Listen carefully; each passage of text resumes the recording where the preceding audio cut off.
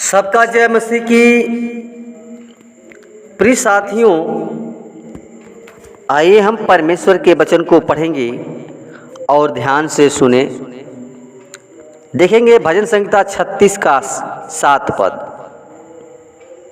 लिखा है कि हे परमेश्वर, तेरी करुणा कैसी अनमोल है, मनुष्य तेरे पंखों के तले शरण लेते हैं। उसकी करुणा अमर है, प्रतिभोर वह नई होती रहती है। प्रियो, मीका की पुस्तक 7 का 18 पद में पढ़ते हैं तो लिखा है कि वह अपने क्रोध को सदा बनाए नहीं रहता, क्योंकि इतनी करुणा से प्रीति रखता है। प्रिय साथियों, परमेश्वर का वचन हमें परमेश्वर की करुणा के बारे में सिखाता है और करुणा को आम भाषा में दया कहते हैं। और परमेश्वर की दया से संसार का हर एक व्यक्ति जीवित है और उसकी दया अमर और अनंत है। परमेश्वर की करुणा अपरंपार है, जिसे प्रियो हम नाप नहीं सकते, क्योंकि उसकी करुणा हम मनुष्यों पर इतनी असंख्य है। जैसे कि भजन संहिता 103 में दाऊद वर्णन करता है 11 और 17 पद। जैसे आकाश पृथ्वी के ऊपर ऊंचा है, वैसे ही उसकी करुणा उसके डरवैयों के ऊपर प्रबल है, परंतु यहोवा की करुणा उसके डरवैयों पर युग युग प्रकट होती रहती है। प्रिय साथियों, परमेश्वर ने मनुष्य पर इतना करुणा की है कि वह परमेश्वर की करुणा से नाश नहीं होता। लेकिन प्रियो, वो दंड से बच जाता है।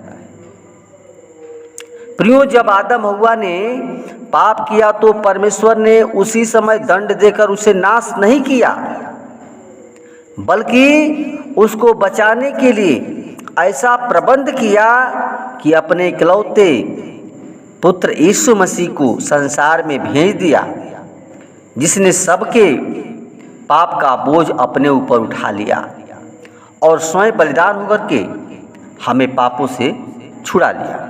क्योंकि इफिसियों 2 का 4 और 5 पद में लिखा है कि परमेश्वर में जो दया का धनी है, अपने उस महान प्रेम के कारण जिससे उसने हमसे प्रेम किया, जबकि हम अपने अपराधों में मरे हुए थे, उसने हमें मसीह के साथ जीवित किया। इसलिए प्रियो, ऐसा ही एक लड़का था और प्रियो, उसकी उम्र कम से कम 12 वर्ष की थी और बहुत ही शैतानी काम करता था। और उसकी सौतेली माँ थी जो उससे परेशान करती थी, उससे परेशान हो गई थी। और जब वो दीपावली के समय शैतानी काम कर रहा था तो उसका हाथ बुरी तरह जल गया और वह चिल्लाता हुआ रोते रोते अपने माँ बाप के पास आया और माता पिता ने उसे और अधिक मारा पीटा, जिससे वह तड़प कर बेहोश हो गया। प्रियो, उनके बेहोश में एक मसीही परिवार आता था जो उनकी बड़ी सहायता करता था और उन्होंने बच्चे को अस्पताल पहुंचाकर उसका इलाज करवाया और बच्चा कुछ समय बाद प्रियो ठीक हो गया।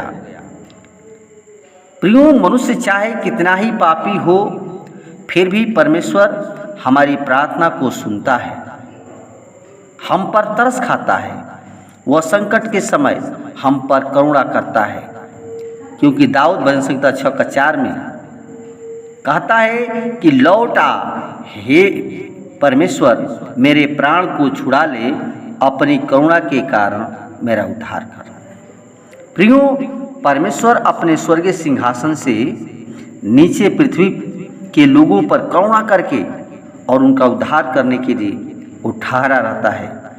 मनुष्य क्या है जो प्रभु उस पर तरस खाए, किंतु यही उसकी महान करुणा है। प्रिय, यशायाह 30 का 18 पद में लिखा है, और स्वर्ग में प्रतीक्षा करता है कि तुम पर दया करे।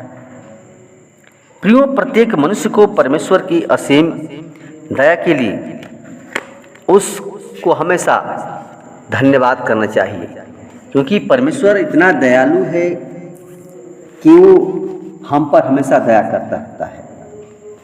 इसलिए प्रियो, परमेश्वर की उस दया का स्मरण करें। परमेश्वर आपको कभी वो छोड़ेगा नहीं, वो परमेश्वर में तरस खाता है।